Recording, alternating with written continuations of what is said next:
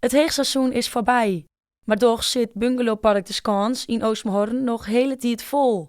Het komt steeds vaker voor dat mensen in september of oktober er nog even op uitgaan. De mensen hebben de mogelijkheid op hun mobieltjes even te kijken, waar is nog iets vrij. Ze zijn veel mobieler en veel makkelijker om even iets te vinden. Vroeger zijn onze huizen bijvoorbeeld bij TUI in de verhuur geweest en dat was het. Nu inmiddels staan ze op 60 verschillende pagina's, dus we zijn makkelijker te vinden. En die mensen kijken gewoon op de mobieltje en vinden iets en zeggen, hey, dat doe ik. Ze kunnen met de mobieltje boeken, ze kunnen met de mobieltje betalen.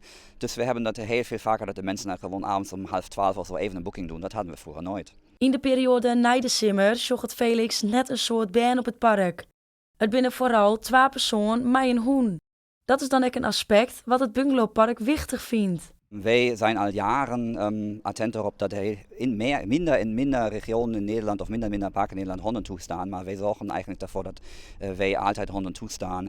En er zijn natuurlijk die mensen die niet in de hoofdseizoen moeten komen, dat ze geen kinderen hebben en die hebben een hond. En die huren natuurlijk het liefst een huis waar ze een hond mee kunnen meenemen. De gasten gaan op vakantie, de hond moet ook op vakantie. Ze willen gewoon in de natuur gaan, ze willen gewoon iets zien en dat is Friesland de perfecte plek voor. Net sinds de goede periode hebben de verhuurders het ex zwier.